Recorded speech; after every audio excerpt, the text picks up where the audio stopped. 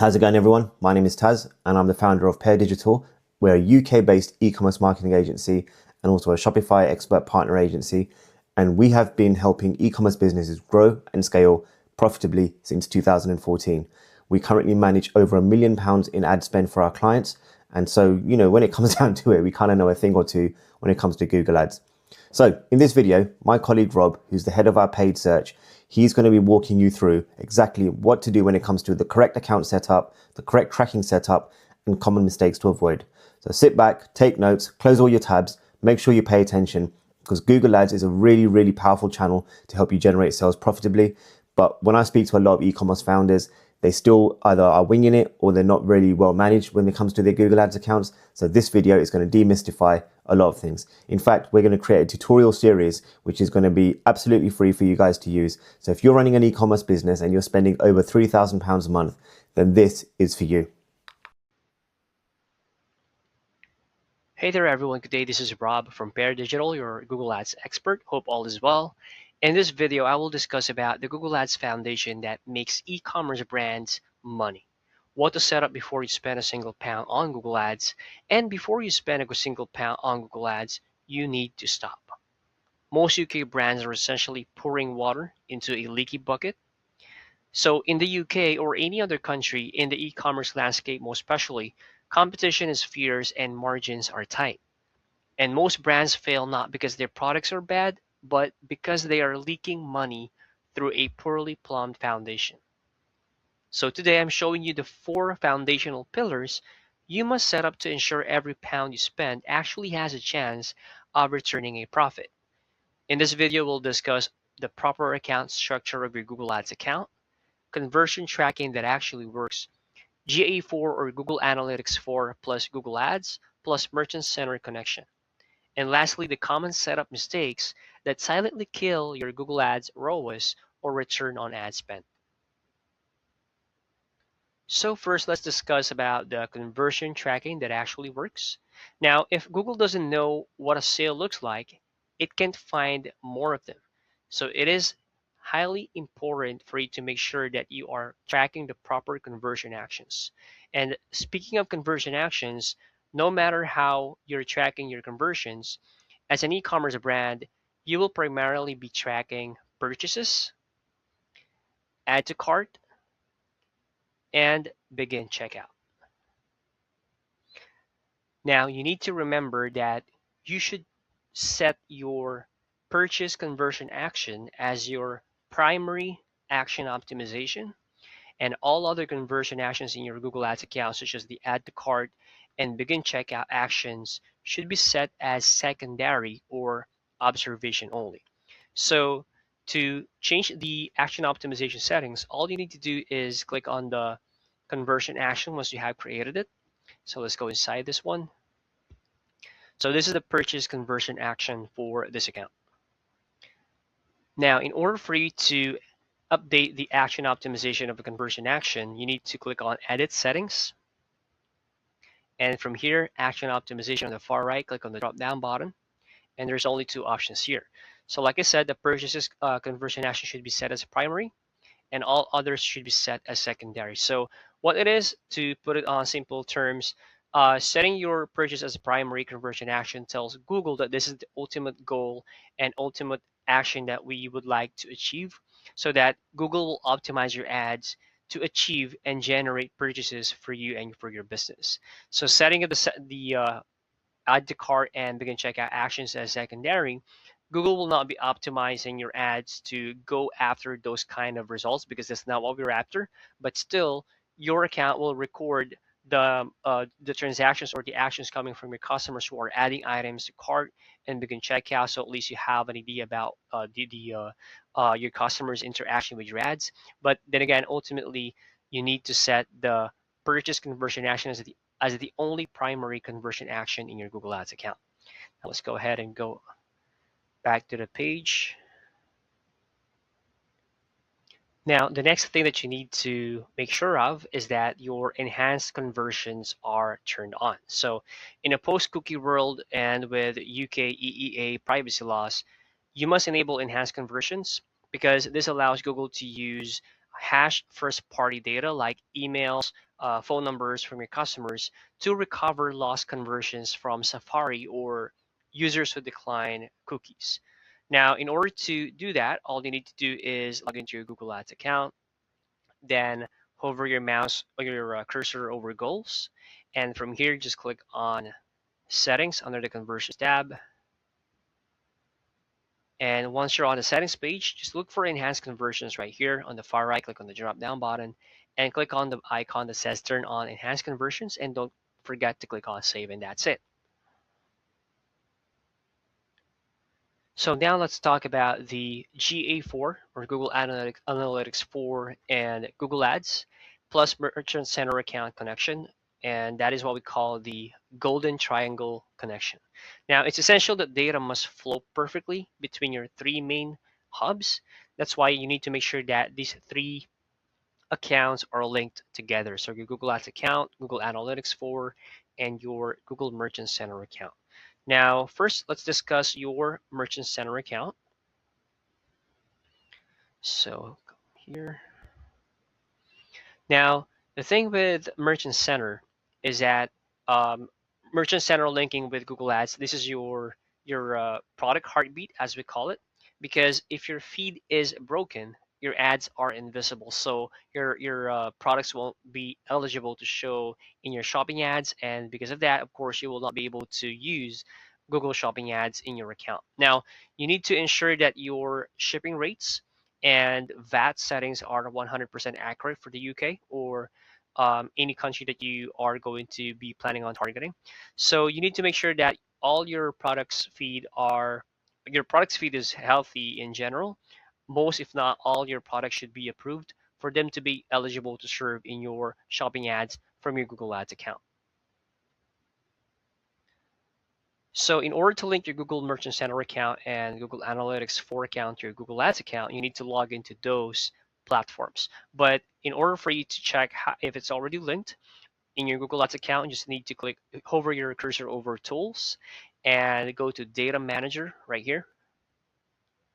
And you should be under Connected Products tab. And once the page loads, under this part here that says Connected Products, this is how you'll see if your Google Analytics 4 and Google Merchant Center account is already linked. So this is already linked in this account that we are showing you as an example. Now, in regard to GA4, so you need to make sure that you don't just link them together. You need to ensure that the Google Signals is toggled on and auto tagging is enabled in your Google Analytics 4 account. So here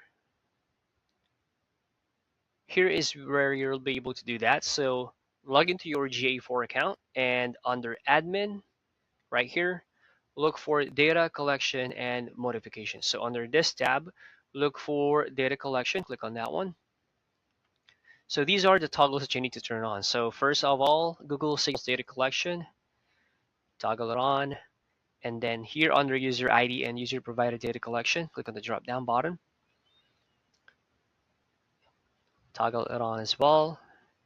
And then lastly, you need to make sure that the user data collection acknowledgement is acknowledged. All you need to do is click on the drop down. There should be a tick box here that you need to tick for this to be acknowledged, and that's it. And then lastly, for your GA4, you need to make sure that you are able to import your key purchase event from your GA4 as a secondary goal to compare data in your Google Ads account. So to do that, in your GA4 account, just look for data display here. Click on the drop down here, then click on events. So with your GA4, the purchase conversion action should automatically be enabled. And all you need to do is go back to your Google Ads account. Right, so right here we have it already added in this account, but just to show you how to get it done, all you need to do is go to goals, under conversions, click on summary, and once you're on this page, just click on create conversion action. So what I'm showing you is how to import your purchase data from your GA4 into your Google Ads account. So you need to check this out because sometimes it is selected as Google tag. So if ever that this is the option that is ticked, all you need to do is to untick it, tick the GA4 account that is linked, click on done, click on save and continue, and then okay, click it back. So from here, so obviously the purchase action is no longer here because we have it already added, but in your end, if it's not yet added, it should be in the options from here. And all you need to do is click on that on the tick box for the purchase and click on select events. And that should already be, and that should do it. That will be importing the purchase conversion action from your G4 into your Google Ads account. And then make sure to set the action optimization as secondary for that one so that the conversions won't be overlapping in your Google Ads dashboard, because you will end up having or recording duplicate conversions in your account, and that's going to make your conversion tracking inaccurate. So the purpose of that is just for you to compare data so that you would know which numbers are actually closest or more accurate to the actual numbers that you're getting from your end. Now let's move on to your account structure for your Google Ads account, the proper campaigns that you'll need to set up. So first and foremost, of course, you need to have a brand search campaign. So that will be your brand protection. So, a simple search campaign for your own brand name, and it's going to be the cheapest traffic that you'll ever buy. So what you'll do is you will set up a search campaign, and you will use your brand name as your keywords so that you will cover and filter all the brand related queries online, and your ads will show for it.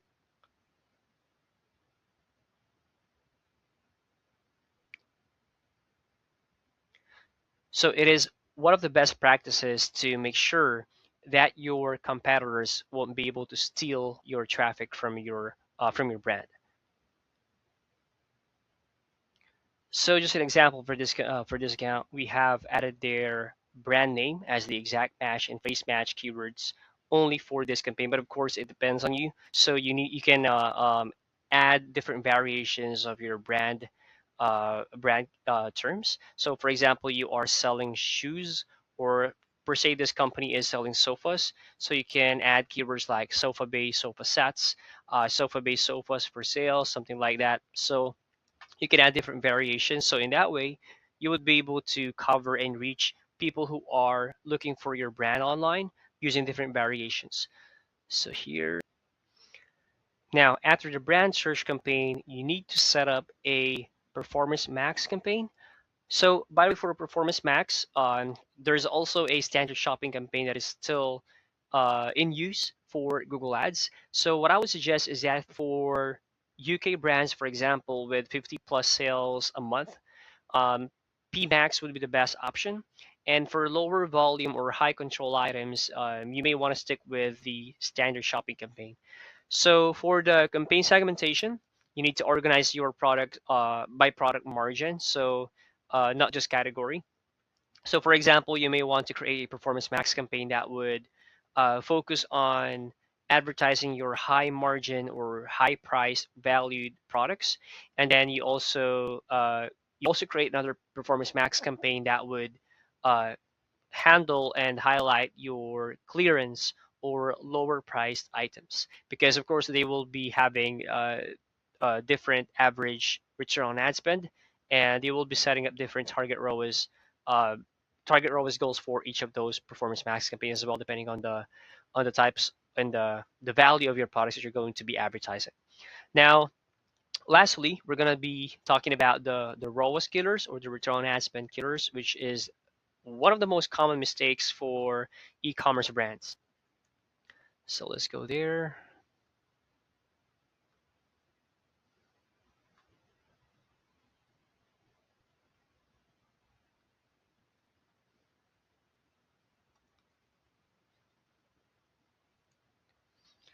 Now to get there, say for example, this is your campaign right here.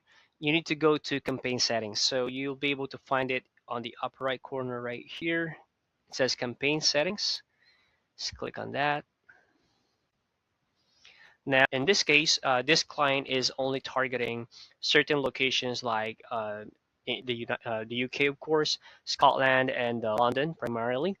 And the client doesn't want to get traffic from people outside these locations. So what we did is we selected presence, people in or regularly in your included locations.